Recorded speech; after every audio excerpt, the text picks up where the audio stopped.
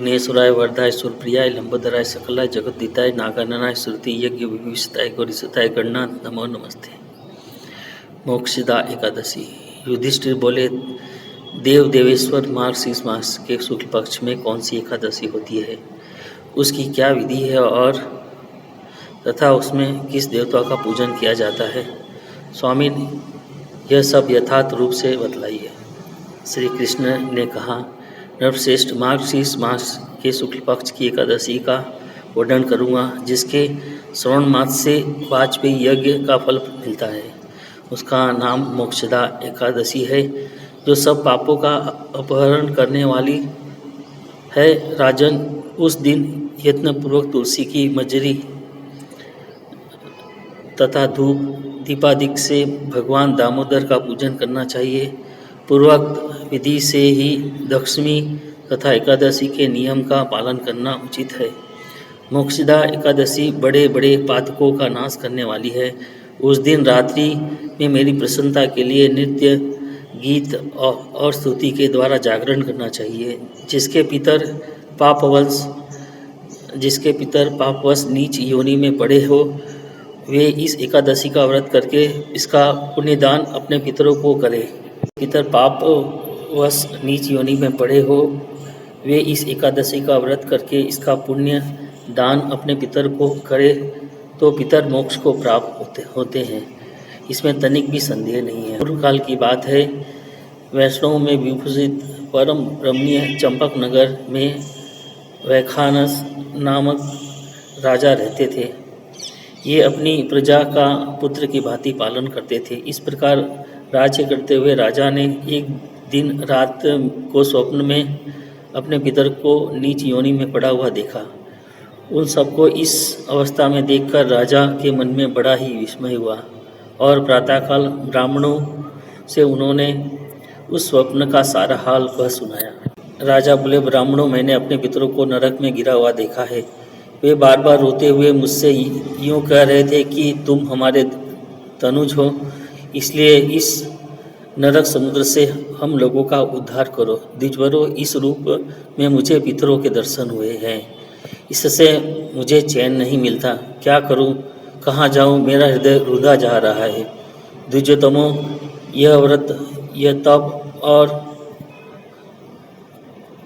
वह योग जिससे मेरे पूर्वज तत्काल नरक से छुटकारा पा जाए, बतलाने की कृपा करें। मुझ बलवान तथा साहसी पुत्र के जीते हुए मेरे माता पिता घोर नरक में पड़े हुए हैं, अतः ऐसे पुत्र से क्या लाभ है। ब्राह्मण बोले, राजन, यहाँ से निकट ही पर्वत मुनि का महान आश्रम है। वे भूत और भविष्य के भी ज्ञाता है। नृपश्रेष्ठ, आप उन्हीं के पास चले जाइए। ब्राह्मणों की बात सुनकर महाराजा वैखानस शीघ्र ही पर्वत मुनि के आश्रम पर गए और यहाँ उन मुनि श्रेष्ठ को देखकर उन्होंने दंडवत प्रणाम करके मुनि के चरणों का स्पर्श किया। मुनि ने भी राजा से राज्य के 7 अंगों की कुशलता पूछी। राजा बोले, स्वामी, आपकी कृपा से मेरे राज्य के 7 अंग सकुशल है, किंतु मैं स्वप्न में है कि मेरे पितर नरक में पड़े हैं। अतः बतलाइए कि किस पुण्य के प्रभाव से उनका वहाँ से छुटकारा होगा। राजा की यह बात सुनकर मुनिश्रेष्ठ पर्वत एक मुहूर्त तक ध्यानस्थ रहे। इसके बाद वे राजा से बोले, महाराजा, मार्गशीर्ष के शुक्ल पक्ष में जो मोक्षदा नाम की एकादशी होती है, तुम सब लोग उसका व्रत करो और उसका पुण्य पितरों को दे डालो। उस पुण्य के प्रभाव से उनका नरक से उद्धार हो जाएगा।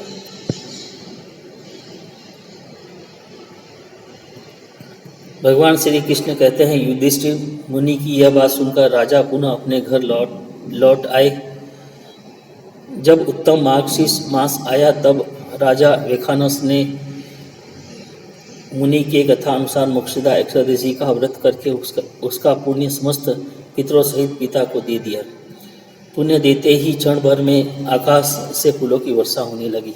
वैखानस के पिता पितरों सहित नरक से छुटकारा पा गए और आकाश में आकर राजा के प्रति यह पवित्र वचन बोले, बेटा, तुम्हारा कल्याण हो, यह कहकर वे स्वर्ग में चले गए। राजन जो इस प्रकार कल्याणमयी मोक्षदा एकादशी का व्रत करता है उसके पाप नष्ट हो जाते हैं और मरने के बाद वह मोक्ष प्राप्त कर लेता है।